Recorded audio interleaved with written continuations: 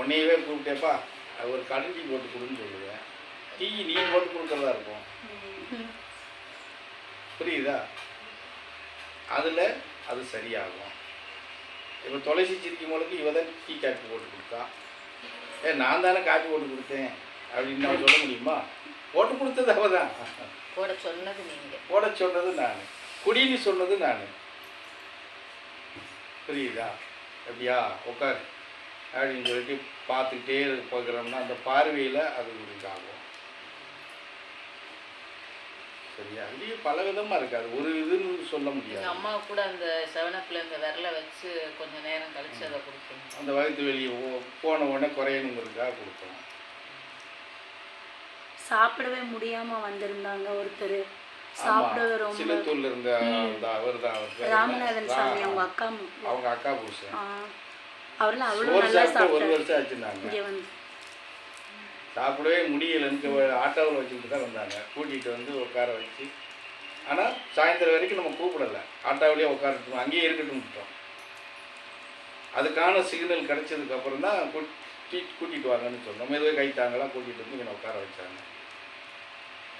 ஒரு 1/2 மணி நேரம் உட்கார வச்சு அவங்களுக்கெல்லாம் சொல்ல போனால் பார்வையில் தான் பாஸ் பண்ணோம். பாஸ் பண்ணிட்டு சாப்பாடு கொடுங்கப்பானா, ஐயோ சாப்பிடவே முடியாது. சாப்பிடியா சாப்பிட்டோம். ஒரு கை சோறு சாப்பிட முடியும்னு சொன்னவங்க கடைசியில் ஒரு தட்டு சோறு சாப்பிட்டு எழுந்து போனாங்க. அதுக்கப்புறம் வழக்கமாக நல்லாவே ஆகிட்டார். நல்லா சாப்பிட்டு காட்டுகளுக்கெல்லாம் வேலைக்கு போகலாம் ஆரம்பிச்சிட்டாரு. பஸ்ஸில் அங்கே இறங்கி இங்கே நடந்தெல்லாம் வருவாங்க. பஸ்ஸில் தான் இறங்கி வந்து போய்கிட்டு இருந்தார் மறுபூஜையில். புரிஞ்சதா? இந்த மாதிரி நிறைய இருக்குது. அதெல்லாம் வந்து இப்படித்தான் அப்படின்னு எல்லாம் சொல்ல முடியாது. என்ன கேட்டால் இது எப்படி செய்கிறீங்கன்னு கேட்குறதே தப்பு. ஆமாம், இல்லை பார்வைனால் மட்டும்தான் குணமாகுதா? வேறு கேட்கப்பட்டு குரு பார்வை கோடி நன்மைம்பாங்கள. அப்போ பகவான் பார்வை பட்டாலே அது சொல்கிறது தான். குரு பார்வை கோடி நன்மைங்கிறது அது சகலத்துக்கும் பொருந்தும்ல. பார்வைக்கு மாத்திரமா இருக்கு, எல்லாத்துக்கும் பொருந்தும். எல்லா வச்சு அந்த குணமானது இன்னும் நிறையா இருக்கு. கேன்சர் கட்டி இருக்குன்னு வச்சுக்கோங்க, உங்க பாதத்தை பிடிச்சே ஒரு குழந்தை சரி பண்ணுச்சு. கட்டி தன்னால உதிர்ந்தது பூமணி சாமிக்கு. 66 கட்டி இருந்துச்சு, 1 2 கிடையாது. இதுக்கு கீழே மொத்தமே கட்டி இது வரைக்கும். புரிஞ்சதா? ஆமாம், அவளை 3 வருஷம் என் பக்கத்தில் வச்சிருந்து கண்ணும் பாதத்தை பிடிச்சி சேவை பண்ணியே அவள் கேன்சர் கட்டியை கரைச்சிட்டு போனான். கரைக்க வச்சு புருஷன்னா தீயா நிற்பான், பக்கத்தில் வரக்கூடாது, தூரமாக தான் நிற்கணும்னு இருப்பான். காரணம் என்னன்னா, நான் இவ்வளவு நோயில் இருக்கேன், நீ என் கூட வந்து உறவாடி என்ன செய்ய போற அப்படின்னு இருந்தா. அது அவள் மொத்த இதுவும் காலி பண்ணி கணவனோட இணக்கமாக்கி ஆசிரமத்திலேயே இருந்து ஒரு பிள்ளையும் பெற்று 1.5 வயசுக்கு அப்புறம் தான் ஆசிரமத்தை விட்டு வெளியே போனாங்க.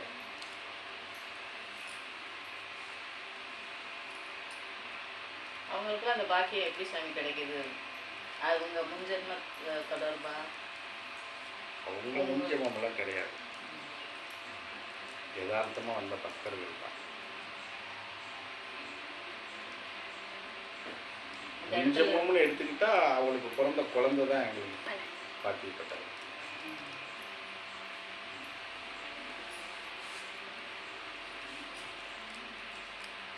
அந்த டயத்துக்கு உங்களை பார்க்கணும், உங்ககிட்ட இருந்து அந்த அனுகிரகத்தை பெறணும் அப்படிங்கிறது அவங்களோட. அதுக்கு காரணம் அவங்க வணங்கக்கூடிய குலதெய்வம் தான். அதற்குமே பல முறை சொல்லி, குலதெய்வத்துக்கு ஒரு லிமிட் இருக்குது உங்களை பாதுகாக்கிறதுல. அதை தாண்டும் போது அவங்களால பாதுகாக்க முடியாது.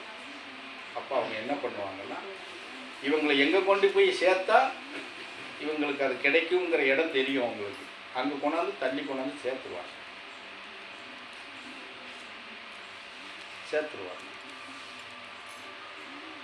அது சேர்ந்துட்டோம்னா நம்ம அதை பிடிச்சி நிற்கிறது அது உங்களே சேர்ந்தது. நீங்கள் 10 நாள் 1 மாதம் நின்றுட்டு திருப்பி போயிட்டு குலதெய்வத்தை போனீங்கன்னா குலதெய்வம் எட்டி மிதித்து தள்ளி விட்டுரும், ஓடிப்போம். நான் தான் என்னால் முடியாதுன்னு உனக்கு சேர்க்குற இடத்துல சேர்த்தா திருப்பி இங்கே வந்து நின்றுக்கிட்டு இருக்க அப்படின்னு தள்ளி விட்டுரும். அப்புறம் நான் இதை கும்பிட்டேன், அதை கும்பிட்டேன், குலதெய்வத்தை கும்பிட்டேன். ஒரு சாமி எங்களை காப்பாற்றலைன்னு சொல்லிட்டு தெருவில் தெரிய வேண்டியதான். 4 வருஷத்துக்கு முன்னாடி தான் அந்த சாமி காமிச்சோம். பொதுவாக எல்லாருமே எங்களுக்கு பாத்தியப்பட்டவங்க இங்கே வராங்கன்னு சொல்ல முடியாதுல்ல. ம்.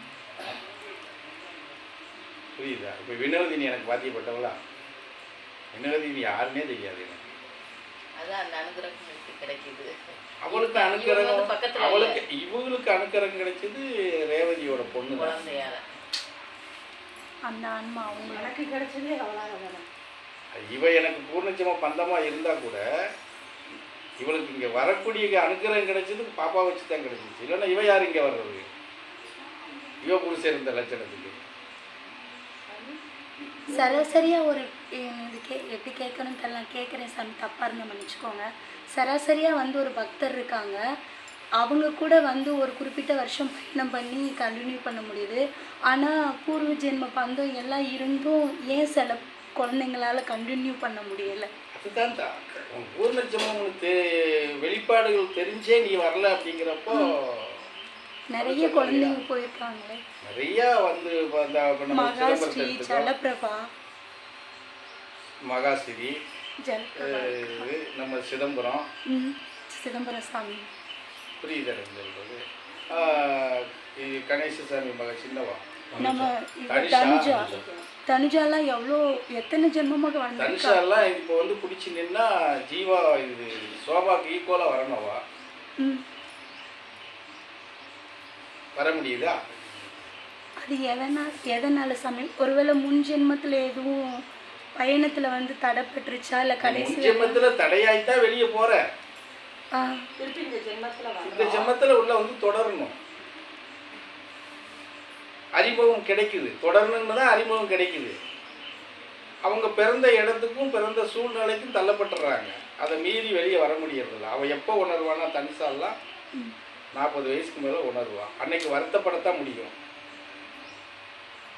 உண்மைதான். அப்போ அந்த ஆனா அது தாய்க விட்டா தானே அந்த குழந்தை வரும். அதைத்தான் சொல்றேன், சூழ்நிலை சந்தர்ப்பங்களுக்குள்ள போய் மாட்டிக்கிறாங்க இல்லையா? சாமி, உங்களுக்கு எனக்கு பூர்வ ஜென்ம பந்தம் இருக்குன்னு நான் இப்போ சொன்னேன். இப்போ ஒரு லைன் வந்து சொன்னேன். இல்லை, நான் சொல்லவே இல்லை. போன வட்டமே சொல்லி சத்தியமாக சொல்லலை நான். கேட்டுச்சு. அப்பாவுக்கு உனக்கு கேட்டால் நீ இது உனக்குள்ளதான். போனவட்டமே சொன்னாங்கல்ல. நான் எப்போ சொன்னேன்? சொன்னாங்க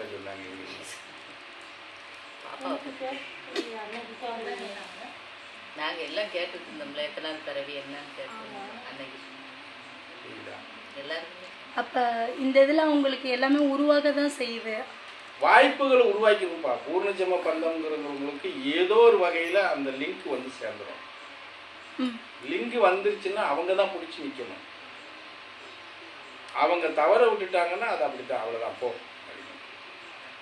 ஒன்றும் இல்லை, அதுக்குள்ள கூட பவானி எடுத்துக்கோ. சோபாவும் பவானியும் ஈக்குவலில் வந்துக்கிட்டே இருப்பாங்க. இது அவளுக்கும் 5, இவளுக்கும் 5. பவானி விட்டுட்டல்ல. புரியுதா? பாடம் படித்ததில் இருக்கட்டும், சேர்ந்த டைம் இருக்கட்டும், எல்லாம் கரெக்டாக இருந்துச்சு, கரெக்டாக வந்துச்சு. இன்னும் சொல்ல போனால் 2 பேரும் போட்டியா. எந்த காலத்துலையும் சண்டை தான் போட்டு இருக்கு. நாய்ங்க இப்பவும் சண்டை தான் போட்டுக்கிட்டு இருக்கு. சண்டை போட்டு நீயா நானா, மல்லு கட்டி தான் போட்டி நீயா நானான்னு பார்ப்போங்கிற மாதிரி தான் வந்தாங்க. நான் சிரிச்சுக்கிட்டே உட்காந்துக்கிட்டு இருப்பேன். எங்களுக்கு சண்டையை எடுத்து விட்டு நீங்கள் ரசிங்க அப்படிம்பாங்க. அப்படி தான் சொல்லுவேன். ஆமடியா, 2 பேரும் மல்லு கட்டுங்க, நான் ரசிக்கத்தான் உட்காந்துக்கிட்டு இருக்கேன் அப்படின்பேன். அவங்க சௌகர்பாவு இருந்தால் கூட நான் பவானியை வாடி ஓடின்னு தான் பேசிக்கிட்டு இருக்கேன். சௌகர்பாவு ஏன் ஜாமியும் பாரு, போடா இன்னைக்கு தாண்டா ஆள், 4 வருஷம் 4 உயிரத்துக்கு முன்னாடி அது ஏன் ஆள்றா அப்படிங்க. நீங்கள் என்னமோ பண்ணிட்டு போங்க, எப்படி போகும்போது என் கூட அனுப்பிச்சி வச்சுருவீங்களா அப்படிம்பாரு அவர். போகும்போது நீ கூட்டிகிட்டு போடா, உன் பொண்டாட்டி எனக்கு வேண்டாம் அப்படிமே. புரிஞ்சதா? ஆனால் அந்த ஒரு கட்டத்துக்கு மேலே அவளால் வர முடியல, பிரேக் ஆகிட்டான். உண்மைதான் சார். இன்னைக்கு அவள் ஒவ்வொரு நாளும் அதை நொந்து நூலாகிறான். நம்மளால் பின்தொடர முடியலையேன்னு சொல்லி அந்த வலி எவ்வளோ இருக்குன்னு தெரியுமா? அந்த வலி இருக்கிறதுனால இன்றைக்கி அவங்களுக்குள்ள ஒரு அண்டர்ஸ்டாண்டிங்கே ஒரு நிர்பந்தத்தில் இருக்குது. வெளியே சொல்ல முடியாமல் தவிக்கிறாரு. அவரும் தவிக்காரு, இவளும் தவிக்கா. அது ஏன் அந்த தவிப்புக்குள்ள இருக்கிறாங்க? அது வெளியில வந்துடலாம்ல. குடும்ப சூழ்நிலை வர முடியாது. விட்டுட்டு வர முடியாது.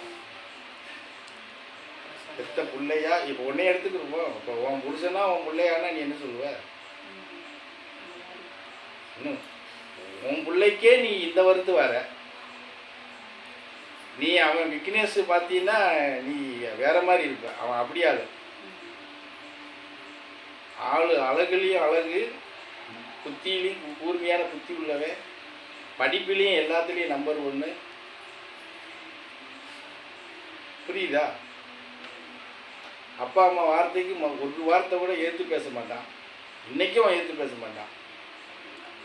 இப்போ அவங்க அம்மாவை கட்டுப்படுத்தி வச்சிருக்கிறது அவன் தான். நீ விட்டா தாத்தா சாமி கூட ஓடி போயிடுவ. எங்களுக்கு அம்மா வேணும், அதெல்லாம் நடக்காது. நீ சொல்கிறதெல்லாம் நான் கேட்க, நான் சொல்கிறது நீ கேட்கணும்னு தான் கட்டுப்படுத்தி வச்சுருக்கான். புருஷன் கூட பிரச்சனை கிடையாது. இப்போ அவளுக்கு உள்ளதான் பிரச்சனையே. எதை விட்டுட்டு வருவேன்? இருக்கிறதே ஒரே புள்ள. புரியுதா நான் சொல்கிறது? அந்த வலி இருக்கே, அது வந்து சாதாரண வலி கிடையாது.